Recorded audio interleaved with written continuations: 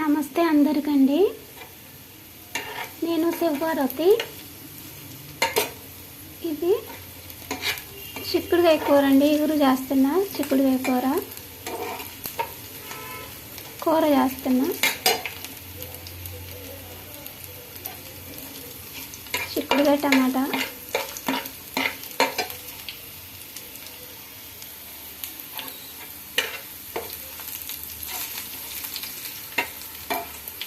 ఆవాలు చిటపట అనేదాకా ఉంచుకోవాలి.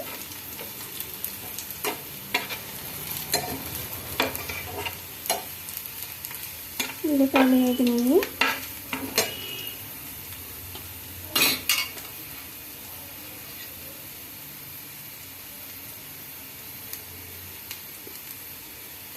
టమాటాలు వేస్తున్నాం.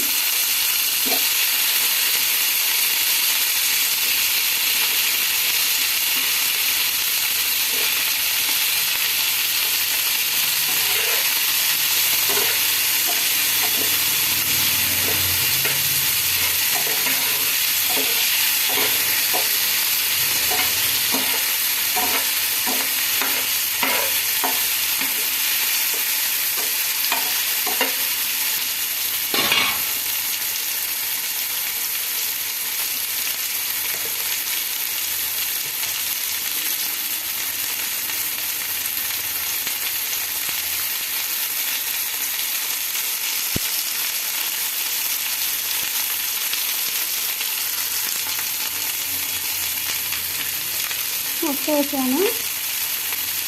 తర్వాత కొబ్బరి కారం వేసానండి.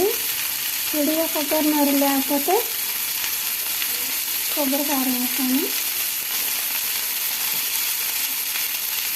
తర్వాత గరం మసాలా అంటే ఇది ధనియాల పొడి అన్నమాట.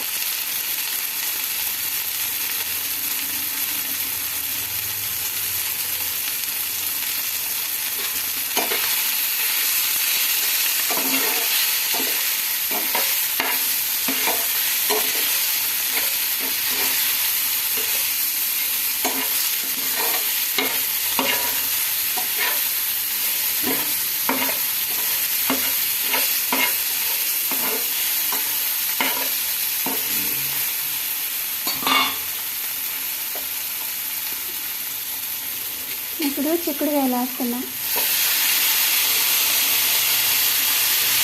ఇవి కూడా చిక్కుడుకాయలు కొమ్మల కింద పడి ఇసుకొస్తుందండి. శుభ్రం కడుక్కోవాలి 4 సార్లు. ఇవి కూడా తోటకూర కడిగినట్టే కడిగి వేరే దాంట్లో వేసుకొని దాంట్లో కడిగి దీంట్లో వేసుకోవాలి. గిన్నెలు కడుక్కోవాలి. అప్పుడు ఇసుక రాదు.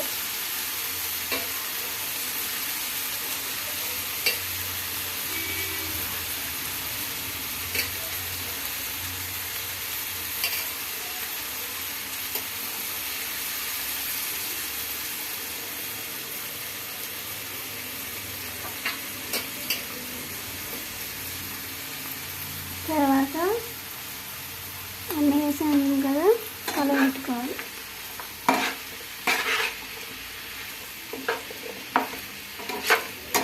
అంటే అల్లం ఉంటే కొంచెం చిన్న ముక్క తీసుకొని నూరి వేసుకోవచ్చు. అల్లం కూడా కొంచెం బాగుంటుంది. లేదని నేను వేయలేదు.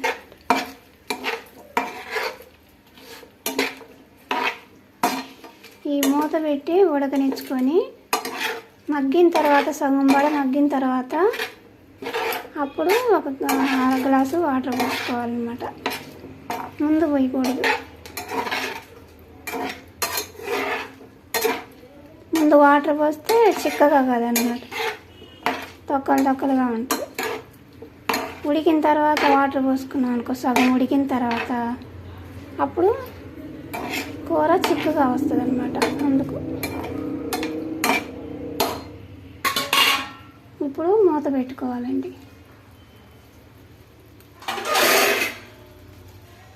మూత పెట్టి చిన్న మంట పెట్టుకోవాలి. సిమ్లో పెట్టుకోవాలి.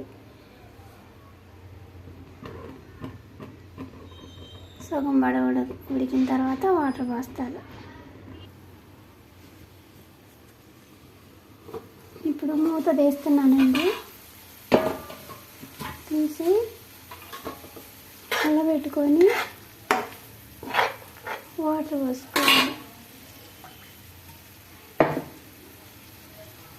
కప్పు వాటర్ పోసాను, చూసుకొని ఇంకో కప్పు పోసుకోవాలి. పెద్ద మంట పెట్టుకోవాలి.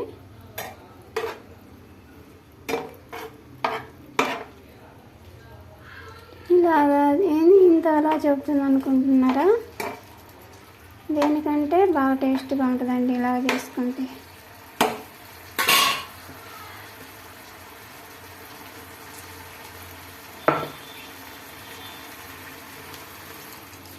ఈ ప్రాసెస్ ప్రకారం చేసుకుంటే తినడానికి బాగుంటుంది.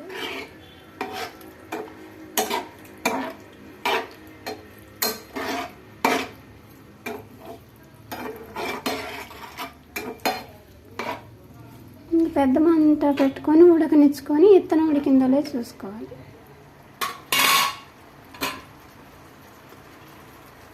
ఇంకా ఉడకాలి. ఈ వాటర్ పోసా కదా, విత్తనం కూడా ఉడికింది. ఇప్పుడు విత్తనాలు ఉడకడానికి 3 కప్పులు పోసే వాటర్.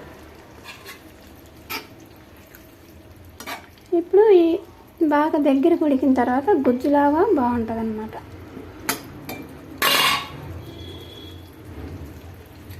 కొబ్బరి కారం వేసా కదా 1 స్పూను, అది సరిపోలేదు, ఇంకొంచెం వేస్తాను.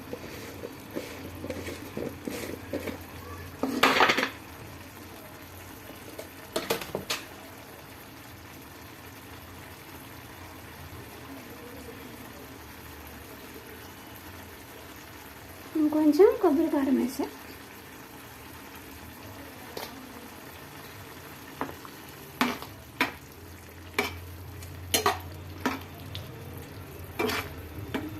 ఇంకా దగ్గరికి పెద్ద మంటలో ఉడకబెట్టుకుంటే ఇంకా వేసుకొని తినడం. అయిపోయింది కూర. కూర రెడీ అన్నమాట. ఇంకాస్త ఉడికితే అయిపోయింది.